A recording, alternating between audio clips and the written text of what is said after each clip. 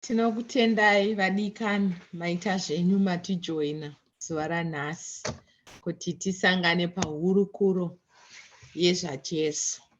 So nhasi tati tingoti umwe neumwe awane zvaanonzwa Mwari zvavanga vachiisa pamwoyo wake zvaanogona kusheyawo nesu.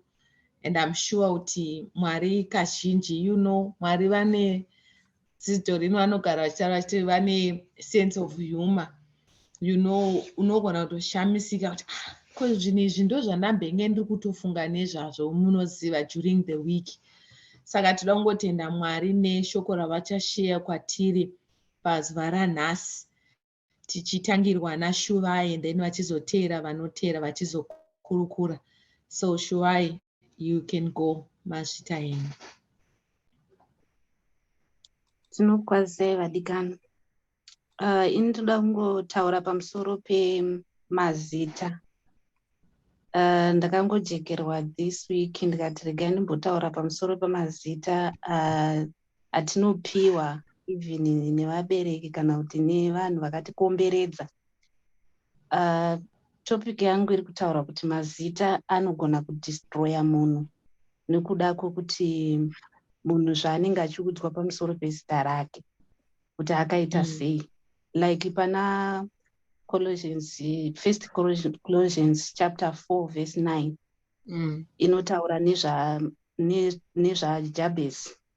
Nyaya iri pana Jabez kuti mai vake vakamuzvara vakamutumidza zita rekuti Jabez. Jabez it's Hebrew name. Saka vakabva vati zvinoreva kuti matambudziko. Mai vaJabez vakamuzvara mumatambudziko ndobva vamutumidza zita rekuti Jabez. Saka Jabez akakura neupenyu hwake hwokutambura nekuda kwezita raanga apiwa namai vake.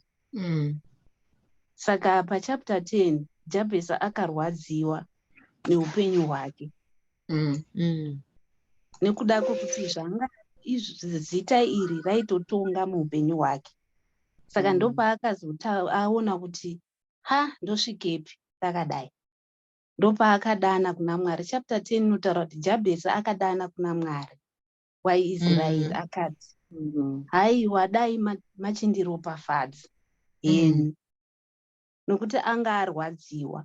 Akati Mwari dai machindiropafadza henyu. Nokuti makore ndofunga mheno kuti makore anga atambura achitambura neupenyu hwake. Saka akasimuka neshungu dzekuti zita iri handicharidi. Ndakusimuka pazita iri handicharidi. Mwari chindiropafadzai ndibude muzita iri. Pane nguva dzekuti pane vanhu vanopiwa mazita ekuti munhu anonzi muri mufamily zviya zviya. Vana pamwe uri kubva kuchikoro nguva yekuvhara kwezvikoro zviya zviya. Pamwe muri 3 vana mufamily. Pamwe woya number 1, number 2, number 3. Iwo woita number 20. Uri palaini pemubereki kuvaratidza ripoti. Woti haiwa zidofo iri. And wobva wakura nehudofo ihwohwo. Wokura nahwo hudofo ihwohwo kuti ndinogonei. Indiri dofo hapana zvandinogona. Ndinogona ndiri dofo. Handigoni kunyora, handigoni. Handingaendi kuUK, hapana chandinogona. Handingaendi kuDubai, hapana chandingagona. Handingaendi kuChina, hapana chandinogona. But nguva zvinoda push yako yekubuda muzita iro. Kuti ubude mazita wakatumidzwa nevanhu. Kana kuti nguva ukataura pane public zviya pamwe muri kungotaura senyaya yawo wataurawo vamwe vari kutaurawo vachikomenda. Umwe munhu ongopa anzongoti vanogoneiko ivava vari kutaura. Iwo wobva wazviisa musoro kuti handina chandinogona. Wobva wagara wakazvisunga kudaro. Saka tinofanira kusimuka kumazita atinopiwa. Tisagare mumazita. Tisimuke mumazita aya kuti Mwari agotiitira zvakanaka. Mwari vanoda vanhu vane shungu. Mwari vanoda vanhu vane shungu even pakunamata. Mwari vanoda munhu ane shungu because hakuna chinhu chinouya takagara kungoti Mwari vachandiitira takangogara. Mwari vachandiropafadza. Mwari takafirwa pamuchinjikwa. Jesu wakatifira pamuchinjikwa kuti zvese tigova nazvo. Hazviuyi takagara. but zvinoda push yako iwe, zvinotoda push yako kuti ndaneta, ndatoneta musituation iyi, ndakusumuka, I'm rise now, ndakusimuka, ndaneta this situation, I'm tired with this situation. Saka ndizvandaida ngosheya pamusoro pekuti tisagare mumazita atakapiwa. Tikagara mumazita tinofira mumazita iyayo. Thank you. Wow, that's so powerful. Anyway, indoda kushare hangu imwe nyaya ndaiverenga yemadzimambo. Kuna madzimambo, kune madzimambo akawanda wanda akaita zvakasiyana siyana. Saka ndaitofunga kuti ndikati zvakatongofanana nesu pasi panapa, kuti Mwari vakaisa munhu ega ega pano panyika kuti tigomira munzvimbo dzedu, pavakatiisa. Munhu wese achiita purpose yake, like kurarama zvaakatemerwa naMwari. Saka obviously ndo zvakaita madzimambo aya, kuti panguva yavo yakasvika yekuti vatonge vanhu vagare pazvigaro zvavo, ende mumwe nemumwe akatongawo akaita maitiro akewo. Saka inowanikwa kuna 2 Kings 22 verse 1 to 2. Inoti Josia wakatanga kubata ushe aine makore masere, akabata ushe paJerusarema makore 31. Hanzi akaita zvakarurama pamberi paJehovha, akafamba nenzira yose yaDhavhidhi baba vake. Haana kutsaukira kurudyi kana kuruboshwe. And Bible rinozoendera mberi richirondedzera mabasa akanaka akaitwa naJosia. Mamwe acho ndeekugadzirisa kuripeya temberi yaMwari. And then pozoita mumwe mambo futi kuna 2 Kings ikoko pa22 pavhesi 31 to 32 akazotora chigaro Josia afa, ainzi Jehoahazi. Hanzi anga aine 23 years paakauya pachigaro, but akangotonga for 3 months. And imagine for 3 months pakanzi he did evil in the sight of the Lord, according to all that his fathers has done. Kuti akangodzokorora uipi hwakangoitwa nemadzibaba acho, zvese zvaitwa nemadzibaba acho angodzokorora izvozvo.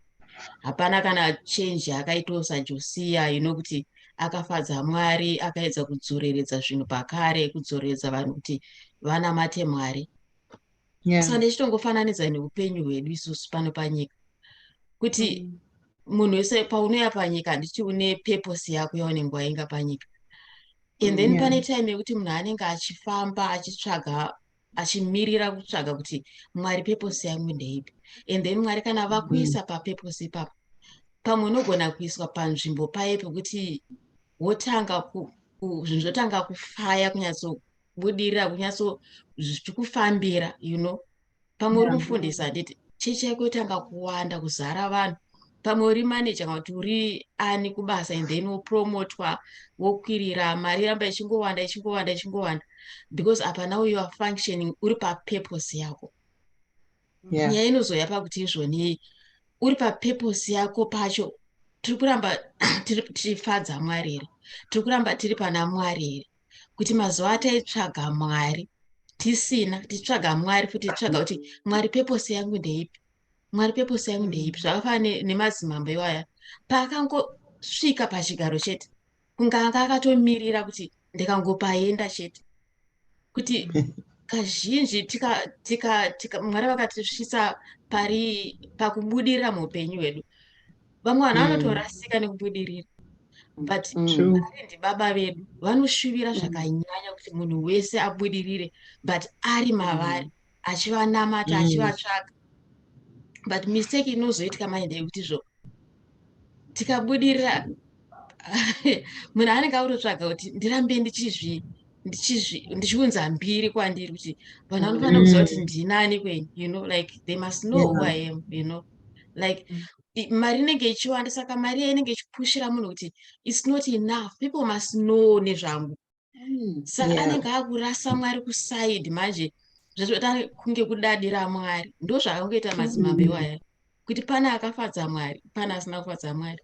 Saka nepanyika pano kuwadikani ngatingwarire kuti paunosviswa papurpose yako, padestiny yako naMwari, ramba wakamira muna Mwari, ramba wakabatirira pana Mwari, because ndo reason yavakatisira panyika kuti tivatsvage. Pane vhesi inotodaro kuna Acts 17 kuti takaisirwa panapa to seek God. So to seek God, it must not be determined kuti tazova papi, tavarombo, tavapfumi here. Hatifaniri kuchinjwa nezvatawana panyika, nekuti zvepanyika panapa zviri temporary, zvinopfuura, tinozvisiya izvi. Saka imagine kuti mambo iye akazonyorwa kunzi akaita zvakaipa pamberi paMwari. Saka what was his end? Nesuwo futi. And upenyu sinoti kuti Mwari vakateya ziso ngogara vakataura kuti ndoda kuona kuti achaita seapo, ndichada kuona kuti achadonhera apo, unobva wakupanicha.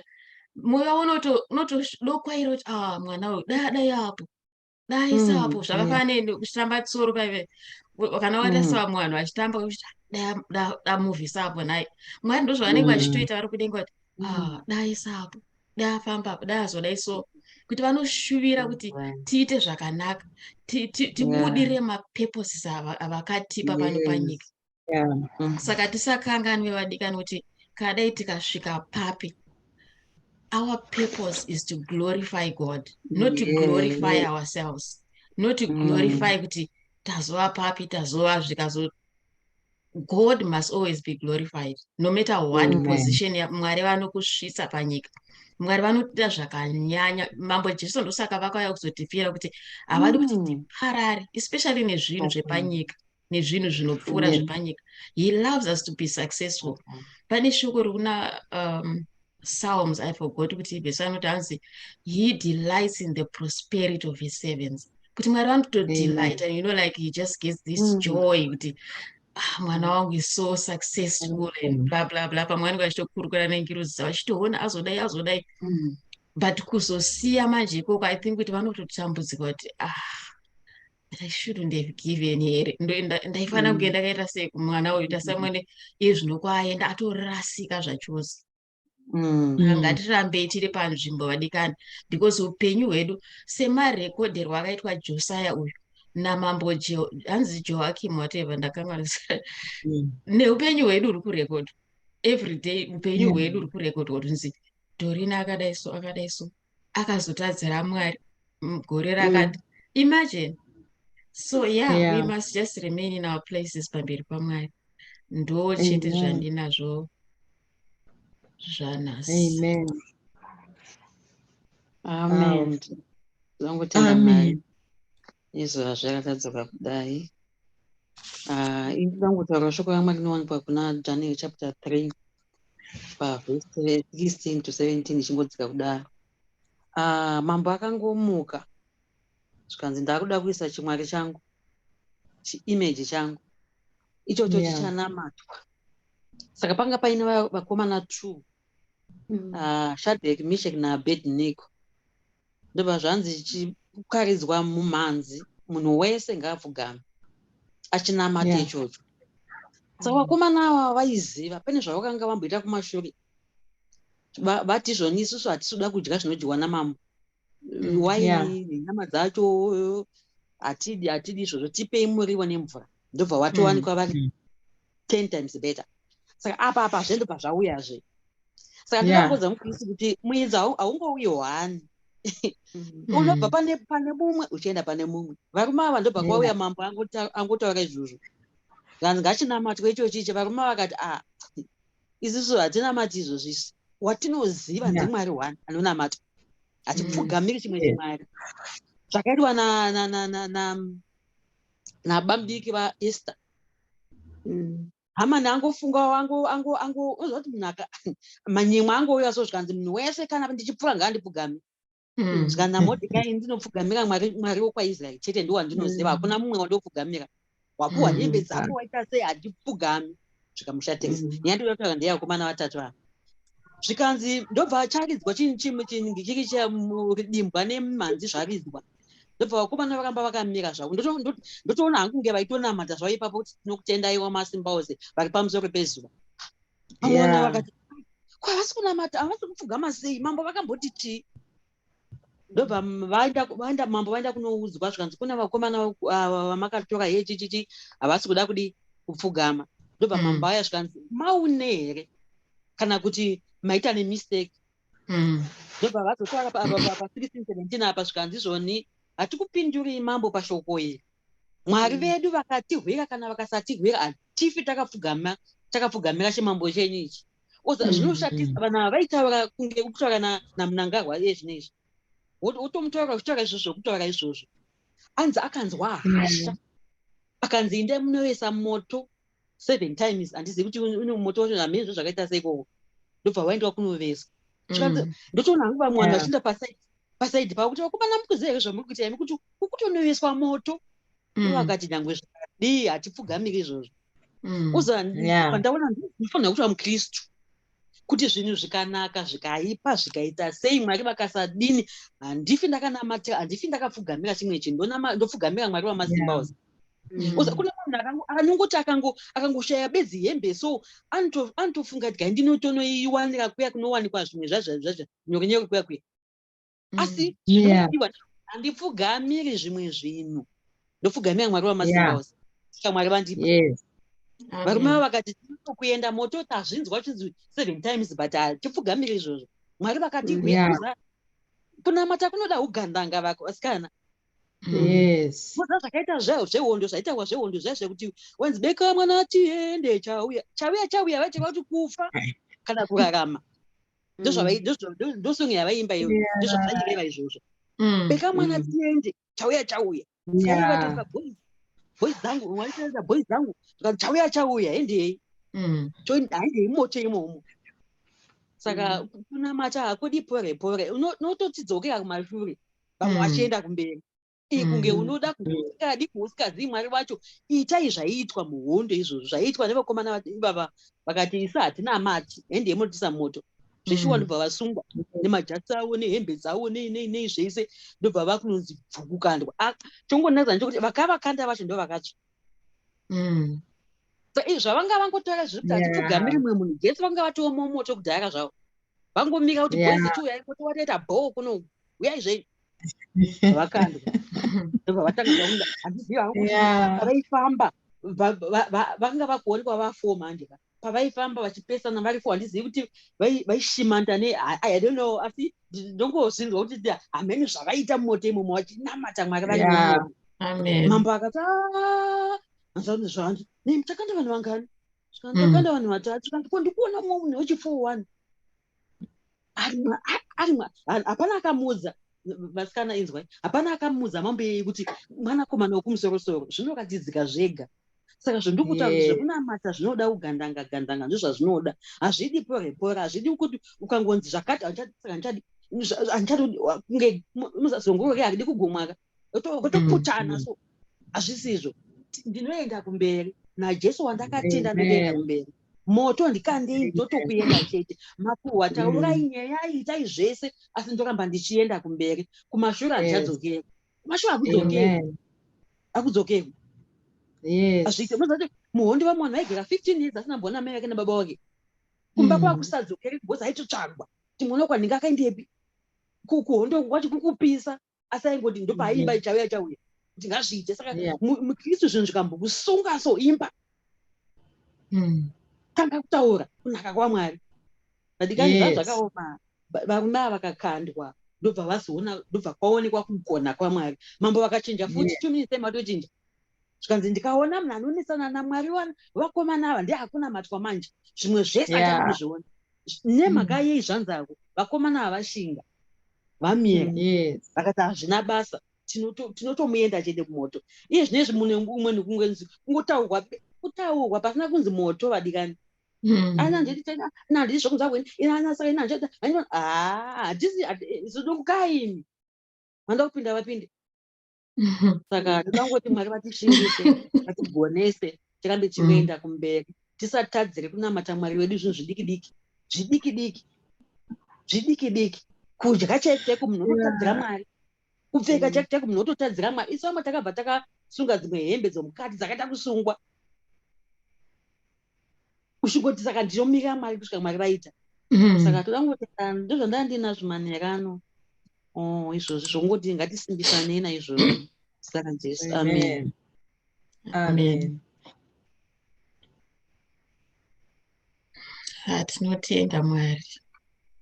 What a powerful Yes. word. Yeah, it seems like shoko rese riri kungodzokera kuti tirambe takamira pana Mwari.